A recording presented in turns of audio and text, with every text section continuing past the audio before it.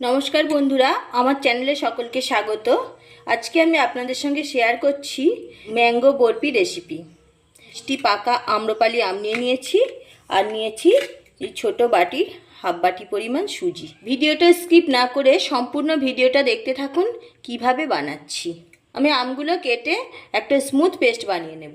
Gas on করে একটা কড়াই বসিয়ে দিয়েছি। 1 চামচ ঘি কড়াইয়ের মধ্যে দিয়ে দিচ্ছি। এলাচ দিয়ে দিলাম। সুজিটা একটু লালচে করে ভেজে নিচ্ছি। সুজিটা লালচে রং ধরেছে, আর একটু ভাজবো। এবার দিয়ে দিচ্ছি জল। খুব বেশি জল দেব না, অল্প পরিমাণেই জলটা দেব।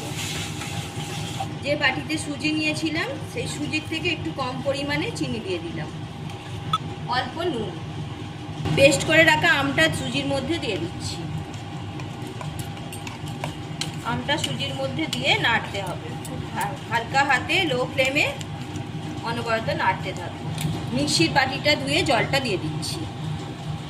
সুজিটা যাতে দলা পাকিয়ে না যায় সেই জন্য কন্টিনিউ নাড়তে হবে। নাড়া বন্ধ করলে কড়াইয়ের মধ্যে লেগে যেতে পারে। দেখতেই পাচ্ছেন অনবরত নাড়তে নাড়তে অনেকটাই ঘন হয়ে গেছে। এইভাবে আরও কিছুক্ষণ নাড়তে থাকবো। অনেকটা ঘন হয়ে গেছে। এবার আমি কিছু কাজু কিশমিশ দিয়ে দেবো, দিয়ে আবারও নাড়তে থাকবো। দেখুন কত সহজে অল্প উপকরণে মাত্র কয়েক মিনিটেই বানানো হয়ে যাচ্ছে ম্যাঙ্গো বরফি। রেসিপি ভালো লাগলে একটা লাইক দিতে ভুলবেন না। চ্যানেলটা সাবস্ক্রাইব করে পাশে থাকবেন। পাশে থাকা বেল আইকন প্রেস করুন। অনেকটা ঘন হয়ে গেছে। এই যে কড়া থেকে সরাচ্ছি, দেখতেই পাচ্ছেন কড়ার গায়ে আর লেগে থাকছে না, বুঝতে পারছেন।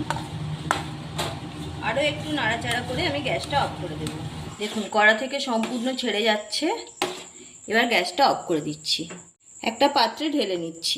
একটা পাত্র নিয়েছি, পাত্রের মধ্যে একটু ঘি নিয়ে নিয়েছি। ঘিটা মাখিয়ে নিচ্ছি, পাত্রের মধ্যে নামিয়ে নিচ্ছি।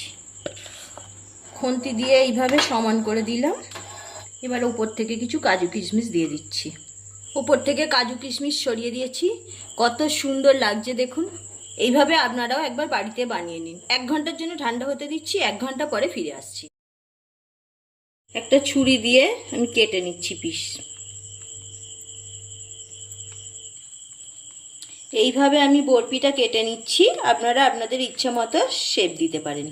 মাত্র 10 মিনিটে বানানো হয়ে গেল পাকা আমের বরফি। কেমন লাগলো অবশ্যই কমেন্ট করে জানাবেন। সবটা কাটা হয়ে গেছে। আমি একটা প্লেটে সার্ভ করে দিচ্ছি। একটা প্লেটের মধ্যে সার্ভ করে দিয়েছি। দেখুন কতটা সুন্দর লাগছে ম্যাঙ্গো বরফি। তো এইভাবে ম্যাঙ্গো বরফি পাকা আম থাকতে থাকতে আপনারাও একবার বাড়িতে বানিয়ে নিন। আর এইভাবে বানিয়ে বাচ্চাদের টিফিনেও দিতে পারেন। আর আপনারা তো খেতেই পারবেন। খেতে কিন্তু অসম্ভব সুন্দর লাগে। অতিথি এলেও সার্ভ করতে পারবেন, অতিথিদেরও খাওয়াতে পারবেন। আজ এই পর্যন্ত। ভালো থাকুন, সুস্থ থাকুন। আবারও দেখা হচ্ছে অন্য কোনো এপিসোডে।